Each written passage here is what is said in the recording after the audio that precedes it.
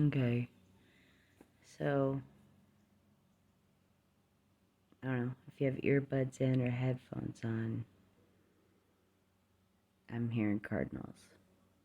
And when it started, I was like, okay, Cardinals are a big deal if you know anything about me. And so I'm like, okay, and let it go. A few seconds go by, and they get a little bit louder and overlap. And I'm like, oh, okay, more than one. Ignored it, kept watching TV. All of a sudden, it sounded like someone was under attack in the Cardinal family. And, you know, I got up, moved, and went and looked, expecting to see um, a hawk or blue jays or even a cat attacking. Nothing. Just a couple sparrows, and that was that. So I'm like, okay, game on. Whatever that means.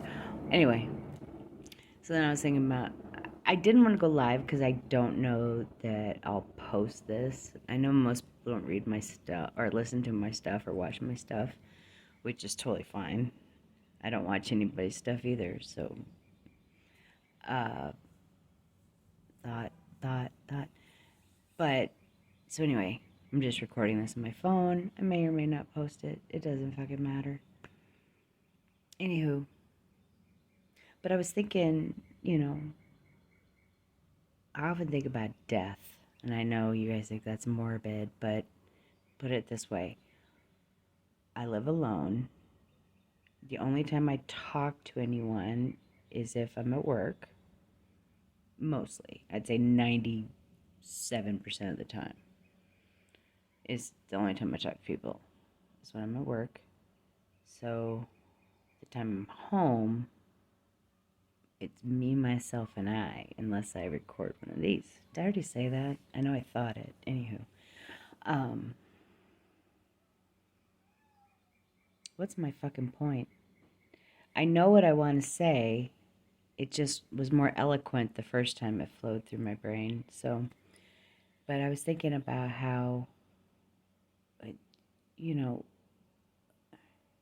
the fact I don't anymore have anything to look forward to. So I get excited over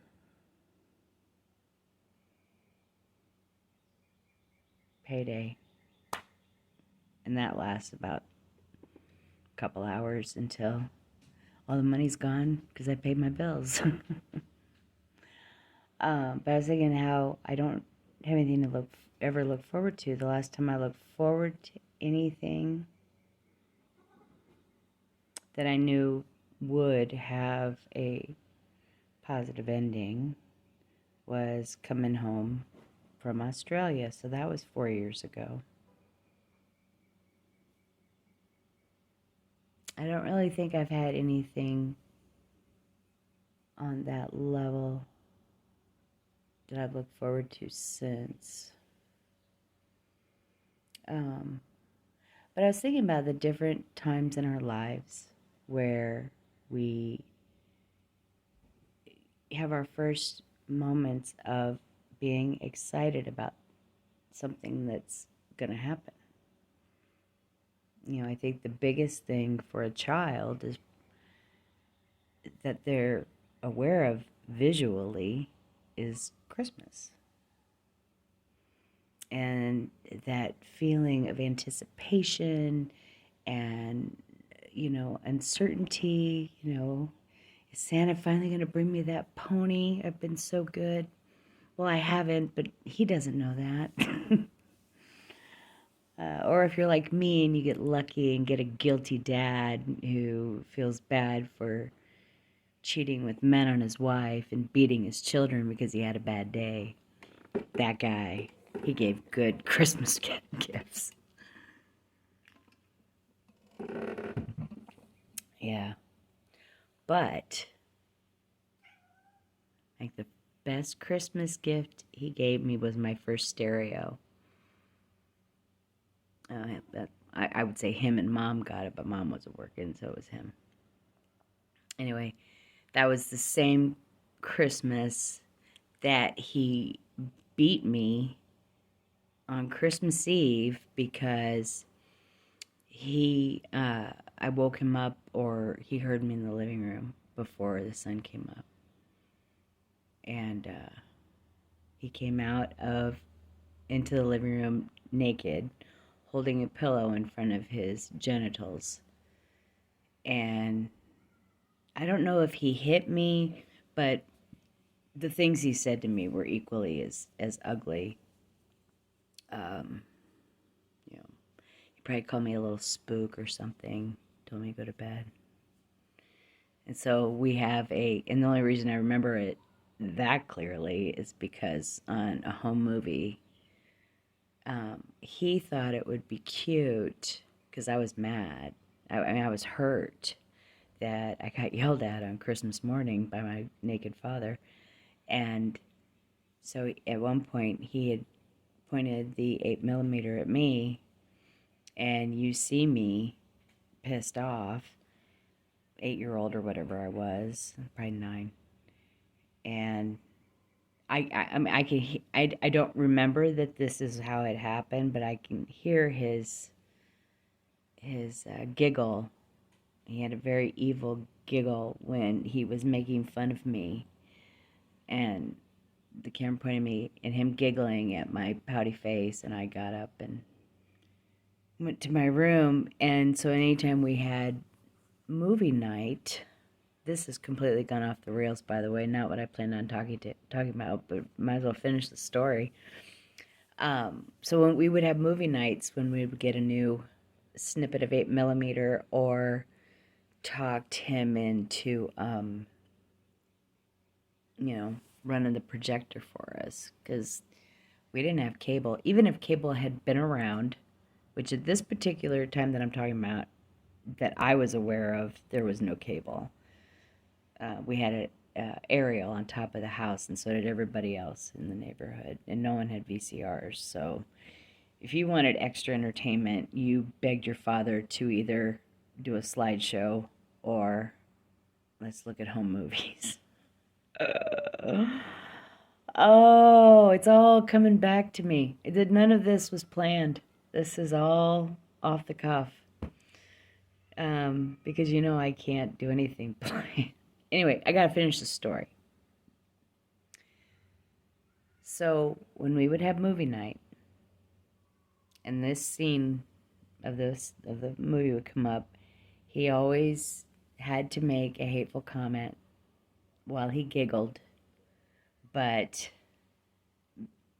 in my memory's vision, I could see the flash of evil in his eye, which did, oh, I'm gonna cry, which did happen. Anytime he was coming at me, which was all the time, he hated me. I recognize that now. I would be heartbroken if I hadn't been trying to come to terms with whatever the fuck my relationship has been with him. He sealed the deal with me by quietly dipping. Because nothing wavered from my communications with him. Anyway,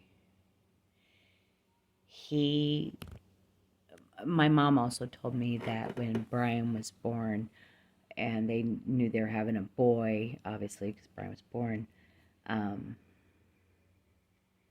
he was saying things to her like, oh, I gotta be a good parent now. I gotta be sure I'm a good dad, things like that. And I don't know if mom truly said this, because I know how mom felt about Brian. They both thought he was the prince. And again, I'm not being dramatic. I have gone through her stuff. Everything she saved has belonged to my brother. I'm not upset about it, because at the end of the day, I was a good daughter.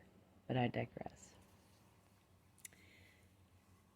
So he didn't like me. I knew he didn't like me, because you can tell when your parent doesn't like you. And some of you could be saying, well, you don't like your daughter. Okay, yeah. But if you know my family at all, Joanna and I were close as close can be. Yes, I was a ship parent for many times, but again, I've owned it.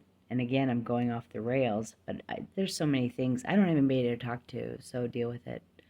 And that might be the only reason I post this, because just doing this is insane. I have to tell myself that somebody listened, even if nobody is. Um, Joanna and I used to be very, very close. Okay? I loved her unconditionally. And I still do. If she were to knock on my door alone, call me at her own apartment, I'd welcome her with open arms. The man she's with is a garbage person, and until she recognizes that, anything I'm going to say is going to make her mad, and so there'll just be continuous fighting. I don't want to continuously fight, but I'm going to say what I have to say and do what I have to do right now in order to not hurt every day, because I do miss my best friend, my daughter.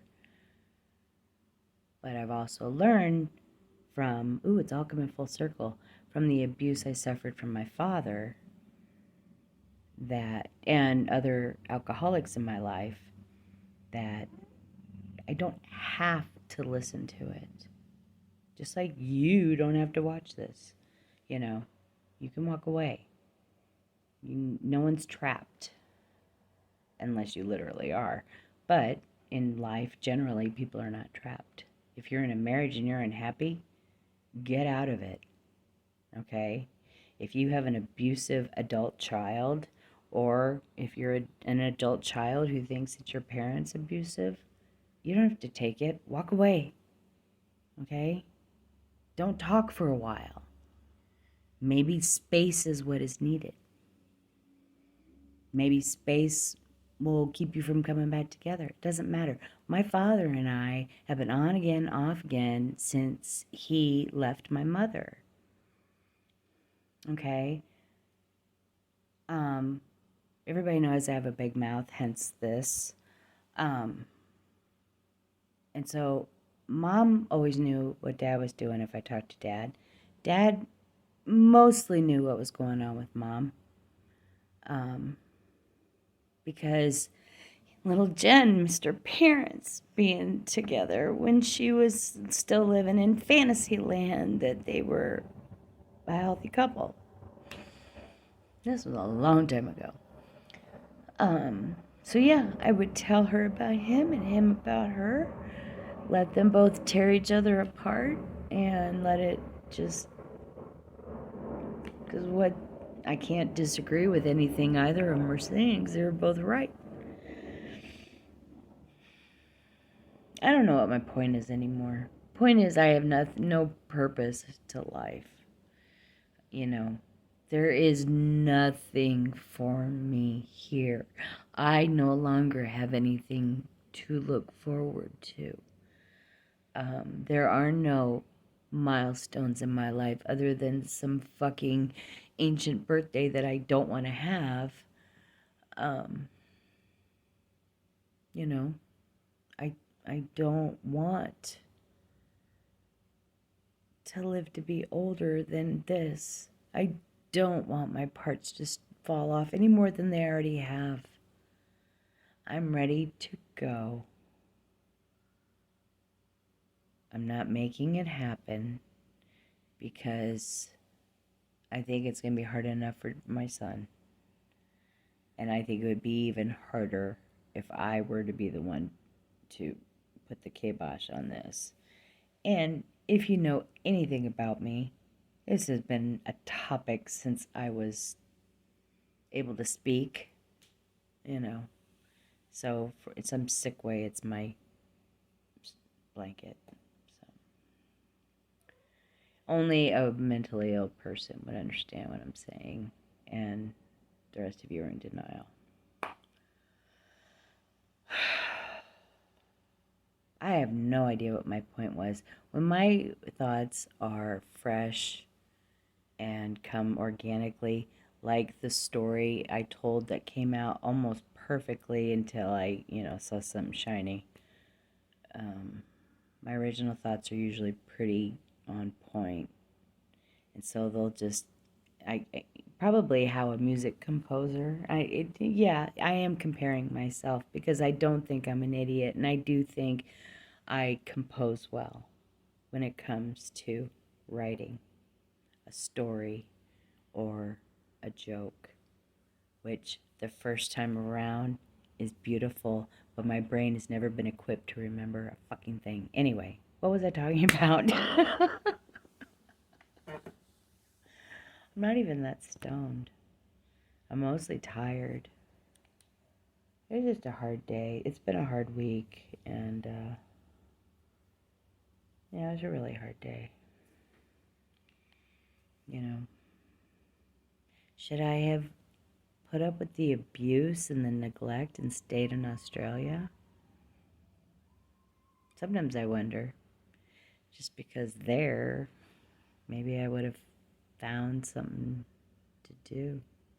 But he paid the bills. I don't know. I keep trying to be patient that someday my purpose will show itself. There has to be another reason. Because I figured out last year it was because of Mom. And I know Mom, I know she wasn't happy she was dying. I can't imagine. I'm sure she was miserable. And oftentimes I'm pretty sure she was pissed off at me. But she was probably, knowing my mom as much as I could, I think she was probably more mad that I didn't put the pillow over her face before the place got crowded. It's funny, as much as she loved being around people, when it came to her private stuff, I got debriefed often of how I was supposed to handle things because she didn't want this, that, and the other. But, that's why I was trying to get people around before she started dying. That's not when she wanted people around. She wanted the people around before she got like that. She told me, and I told her I'd try to rally people. I tried.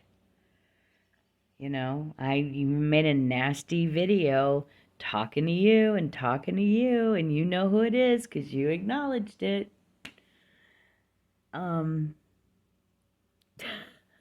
I knew it was coming. I tried to warn you, and I tried to give her what she wanted, which was you there before she lost consciousness. Oh, I hope you people can sleep at night. I wouldn't be able to if I did dirty like that. Anytime she needed me, I was there. Never told her no. I don't know. Glad it's not me. Which is a cool thing, cool feather to have in my cap. Because after Patty blew me off for Brian's 50th last year, she didn't even blow me off. She just didn't acknowledge my presence. And then I was forced to have her in the same building as me. She had absolutely no reason to treat me the way she did. I should have beat the shit out of her when I had the chance. I told my mom I was going to, and she almost let me. I'm like, let me just hit her once, please. And she'd just laugh. I don't think she liked her either. Supposed to like. Yeah. So I asked all of you to come see Mom. Mom wants you here. Mom needs you here. I need help.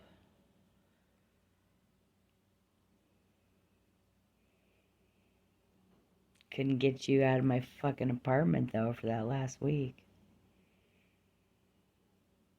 Thought I was gonna lose my shit. Anyway, that's why I told Brian, when she's gone, they're gone.